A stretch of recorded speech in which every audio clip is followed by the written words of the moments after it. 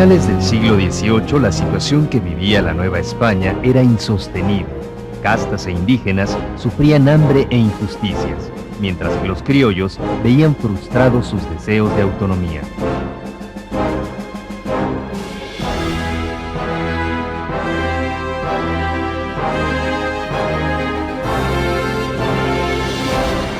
A principios del siglo XIX, las ideas de independencia empezaron a tomar forma, sucediéndose algunas conspiraciones en diversos puntos del territorio nacional.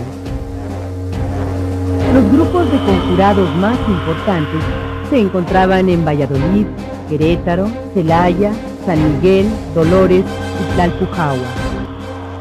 En la ciudad de Valladolid brotó la primera conspiración militar, pero antes de que lograra estallar, sus miembros fueron apresados y enviados a diferentes partes del país. A pesar de esto, los criollos no se dieron por vencidos, surgiendo entonces la conspiración de Querétaro, cuna del movimiento independentista. El grupo de conspiradores de Querétaro se componía principalmente de criollos.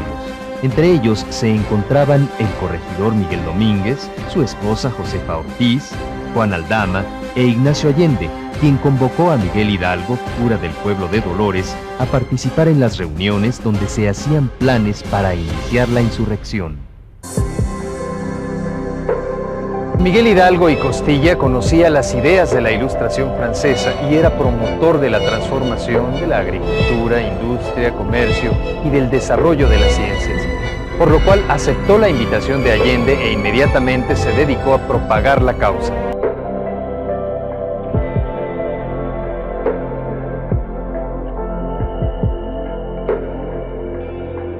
No faltó quien denunciara la conspiración y fue entonces cuando sus miembros tuvieron que adelantar la insurrección.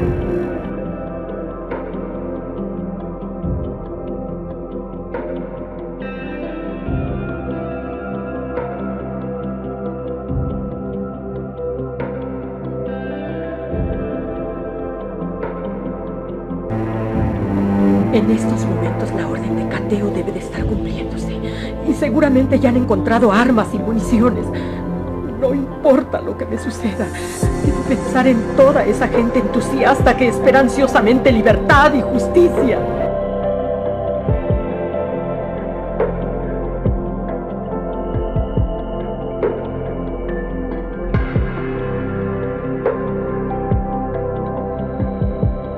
¿Qué sucede? ¿Hay alguna novedad? Nos han denunciado. ¿Me has escuchado? ¿Y el corregidor? Está con las demás autoridades. No hay tiempo para hablar. Tenemos que actuar. Pero pon atención. Es necesario ir a Dolores y avisar al cura Hidalgo el peligro existente. Partiré ahora mismo. En que tomen una decisión apropiada. Una vez reunidos, Juan Aldama, Ignacio Allende y Miguel Hidalgo analizaron la situación y solo encontraron una solución: iniciar la insurrección.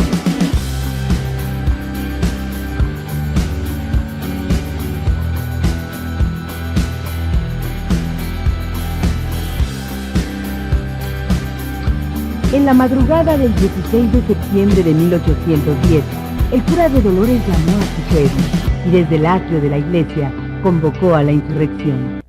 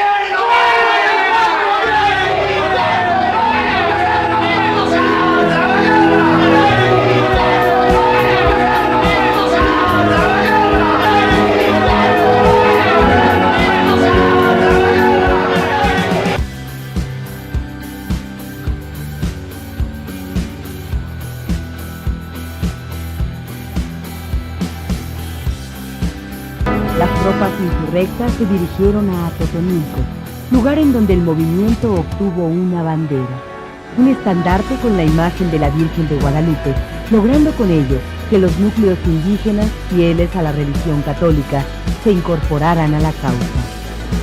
San Miguel se entregó sin resistencia, pues los españoles se percataron de que el pueblo estaba con los caudillos. El batallón insurgente emprendió marcha a Celaya, en donde se incorporaron a él 2 compañías del regimiento provincial. En esa misma ciudad, una junta de militares nombró a Hidalgo capitán general, Allende teniente y Aldama mariscal. Salamanca e Irapuato suministraron más fuerzas regulares y posteriormente Hidalgo estaba frente a Guanajuato. El intendente Riaño, que gobernaba la ciudad, se negó a rendirla y aunque contaba con pocas fuerzas, realizó preparativos para su defensa. Los españoles se atrincheraron en la Alhóndiga de Granaditas, lugar en el que resguardaron su fortuna. A la toma de la Alhóndiga siguió la matanza de los españoles y el saqueo de la ciudad.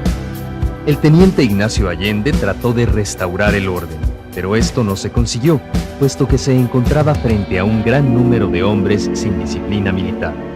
Fue entonces cuando se dispuso, mediante un bando, que el saqueo y el robo serían castigados con la pena de muerte. Hidalgo pasó algunos días en Guanajuato, organizó a sus tropas y se abasteció de armas y dinero. Hidalgo emprendió marcha hacia Valladolid, donde no encontró resistencia alguna, pues las principales autoridades, el obispo Abad y Queipo y el intendente Teherán, huyeron a la Ciudad de México y en su representación una comisión entregó la ciudad. Un intendente nombrado por Hidalgo promulgó 2 decretos trascendentales: la abolición de la esclavitud y del tributo, cargas que pesaban sobre castas e indios. Decididos, los insurgentes se encaminaron a la capital del virreinato. En el trayecto, Hidalgo se entrevistó con José María Morelos, a quien dio instrucciones para insurreccionar el sur del país.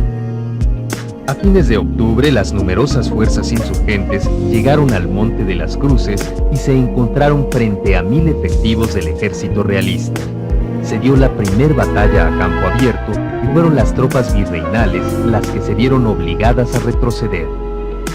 En la ciudad capital, los españoles y sus simpatizantes esperaban la entrada de las huestes enemigas. Este momento nunca llegó, pues Hidalgo ordenó la retirada. ¿A qué se pudo deber tal decisión de Hidalgo? El jefe insurgente tuvo razones poderosas para proceder de tal forma. Le hacían falta municiones y armamento. Su ejército no contaba con disciplina militar y además se había enterado que las fuerzas realistas del general Félix Calleja salían de Valladolid y se dirigían a la capital. A raíz de este hecho, la lucha tomó un curso desfavorable para los caudillos. Hidalgo se percató que el camino fácil de los primeros días había finalizado.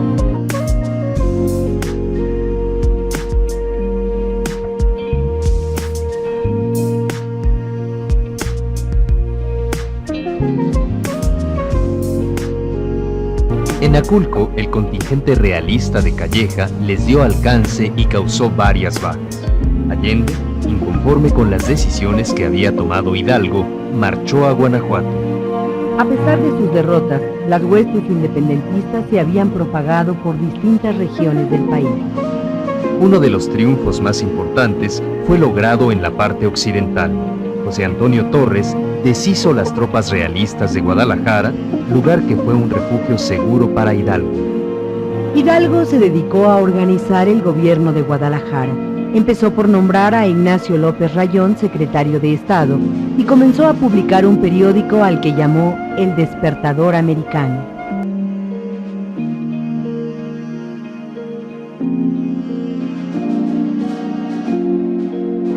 La actividad más notable que realizó Hidalgo fue su trabajo legislativo. Los siguientes decretos deben de ser respetados en todo el país: la abolición de la esclavitud, exención de impuestos y tributos, uso libre del papel sellado y devolución de tierras a los pueblos indígenas.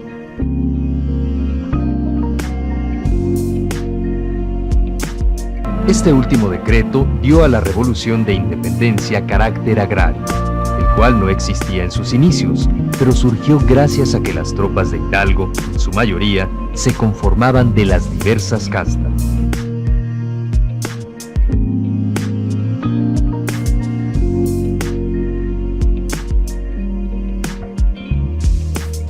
Mientras tanto, en Guanajuato, Allende había librado una batalla en la que los realistas recuperaron la ciudad.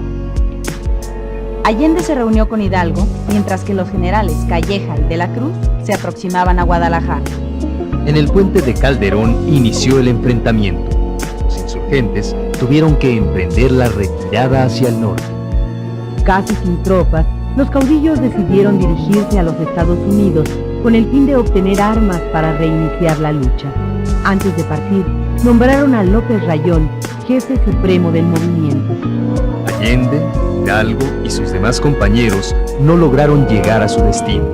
Cayeron en manos de los realistas y fueron trasladados a Chihuahua, donde se les sometió a juicio y se les impuso la pena de muerte.